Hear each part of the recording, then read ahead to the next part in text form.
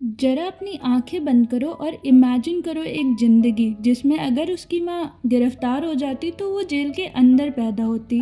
अगर बचपन में वो ट्रेन हादसे में खून से लथपथ लाश ना देखती तो आज वो एक मशहूर डॉक्टर होती, एक्ट्रेस नहीं। और अगर उसने सिर्फ अपने दिल की सुनी होती तो किसी का घर टूट जाता और वो खुद कुंवारी ना रहती। और बॉलीवुड के ही मैन भी इससे डरा करते थे। और ये वाक्य जिस औरत की ज़िंदगी से जुड़े हुए हैं वो कोई और नहीं, बॉलीवुड की जुबली गर्ल आशा पारेख हैं। आशा पारेख की कहानी शुरू होती है आज़ादी के दौर से। उनकी माँ फ्रीडम फाइटर थी, रैलियों में जाया करती, नारे लगाया करती। आशा जी मजाक में कहती हैं, अगर उस दिन मम्मी पकड़ी जाती तो मैं जेल में पैदा हुई होती।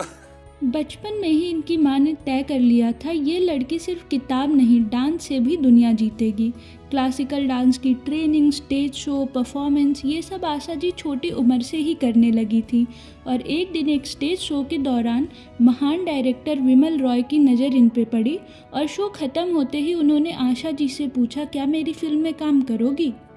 और यहीं से शुरू हुआ चाइल्ड आर्टिस्ट फेज।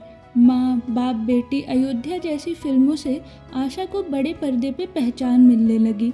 लेकिन कुछ सालों बाद माँ ने कहा, पहले पढ़ाई पूरी करो फिर हीरोइन बनना। और आशा जी ने अपना ध्यान काम से हटा के पूरी तरह से पढ़ाई में लगा लिया, पर उनका दिल वो तो सिनेमा में ही अटका रहा। 16 की उम्र आते आते उन्होंने डिसाइड कर लिया, अब मैं ही हीरोइन बनूंगी। और किस्मत देखो, 3 ऑफर्स लाइंस में खड़े हो गए, जिनमें से उन्होंने चूज़ किया विजय भट्ट की गूंज उठी शहनाई। राजेंद्र कुमार के साथ लीड रोल मिला। सोचा ये फिल्म चलेगी, रोमांटिक म्यूज़िक होगा, लव स्टोरी होगी। शूटिंग शुरू हुई, 3-4 दिन सब ठीक चला। फिर एक दिन डायरेक्टर ने उन्हें सेट पर बुलाया और सामने से एक ठंडी लाइन सुनाई, तुम में स्टार मटेरियल नहीं है इसलिए तुम्हें रिप्लेस किया जा रहा है। एक झटके में सिर्फ एक नहीं, 3 फिल्में हाथ से चली गई।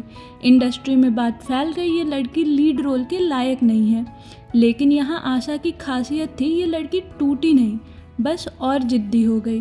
कुछ ही समय बाद फिर वही स्टेज, फिर वही डांस। इस बार ऑडियंस में थे नसीर हुसैन। उन्होंने आशा को देखा, उनकी स्क्रीन प्रेजेंस महसूस की और सीधे साइन कर लिया, दिल दे के देखो मैं शम्मी कपूर के ऑपोजिट। यहाँ से शुरू होता है आशा पारेख का असली स्टारडम। उनकी ऑलमोस्ट हर फिल्म जुबली मारती थी, 25-50 हफ्ते सिनेमा हॉल में चलती रहती थी। इंडस्ट्री ने टैग दे दिया जुबली गर्ल। उस दौर का ऑलमोस्ट हर सुपरस्टार, राजेंद्र कुमार, धर्मेंद्र, मनोज, राजेश खन्ना, जितेंद्र, सबकी फर्स्ट चॉइस हीरोइन थी आशा। उनकी फीस इतनी बढ़ गई कि वो उस जमाने की सबसे महंगी एक्ट्रेस बन गई। लेकिन जितनी चमक पर्दे पे थी उतना ही इंटरेस्टिंग ड्रामा पर्दे के पीछे था। सेट पे वो फुल मस्ती मोड में रहती थी। और एक मशहूर डायरेक्टर का किस्सा है रामानंद सागर का।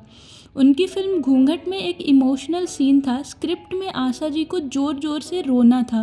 कैमरा ऑन होता, आशा को हंसी आ जाती, रीटेक पे रीटेक, 10, 20, 30। डायरेक्टर रामानंद सागर ने आशा जी को काफ़ी डांट लगाई और उस एक फटकार ने आशा को अंदर से हिला दिया। और यहीं से उनकी परफॉर्मेंस में वो गहराई आई जो कटी पतंग, मेरा गाँव मेरा देश, आन मिलो सजना में दिखती है।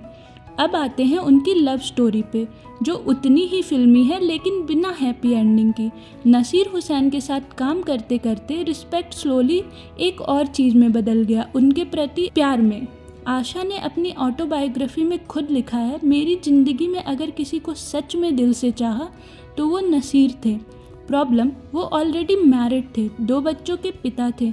आशा चाहती तो एक फ़ोन कॉल, एक कन्फेशन से सब बदल देती और शायद नसीर मान भी जाते, पर उन्होंने डिसाइड किया, मैं किसी का घर नहीं तोड़ूंगी, अपने प्यार को खुद के लिए ही रखूंगी। और उन्होंने शादी नहीं की। सोचो, उस दौर में ऑलमोस्ट हर बड़ा हीरो जिससे शादी करना चाहता था, उसने चूज़ किया अकेले रहना, सिर्फ एक आदमी के लिए जिसको वो ऑफिशियली अपना बना ही नहीं सकती। आशा पारेख और धर्मेंद्र जी का एक मज़ेदार किस्सा है। धर्मेंद्र जी शूटिंग के बाद शराब पी लेते और अगली सुबह स्मेल छुपाने के लिए कच्चा प्याज खा लेते। रोमांटिक सीन के बीच में आशा जी को बस प्याज की स्मेल आती। एक दिन उन्होंने साफ साफ कह दिया, या तो सेट पे शराब छोड़ो या फिर प्याज खा के मेरे साथ एक्टिंग छोड़ो। लोग मजाक में कहते, जिस आदमी से पूरी इंडस्ट्री डरती थी वो आशा जी से डरते थे। करियर के आखिरी दिनों में जब हीरोइंस आ रही थी और आशा जी माँ भाभी सपोर्टिंग रोल्स करने लगी, उन्होंने कैमरे से धीरे धीरे दूरी बनानी शुरू कर दी। फिर उन्होंने एक नया रोल उठाया, producer, TV maker, association head, sensor chief, और वो सेंसर बोर्ड की पहली महिला अध्यक्ष बनी। आज आशा पारेख एक शांत जीवन जी रही हैं, डांस एकेडमी चलाती हैं, अपने नाम के हॉस्पिटल में गरीब बच्चों की मदद करती हैं और पुराने दोस्तों के साथ हंसते बातें करते हुए समय बिताती हैं। और इस वीडियो के एंड पे बस एक काम करना, अपनी फेवरेट आशा पारेख वाली फिल्म या गाना कमेंट में लिखना, ताकि कल वो जब कहीं बैठी अगर यूट्यूब स्क्रॉल करे तो उन्हें लगे लोग मुझे आज भी भूले नहीं हैं, अभी शो ख़त्म नहीं हुआ है, और जुबली गर्ल के चेहरे पे एक स्माइल आ जाए।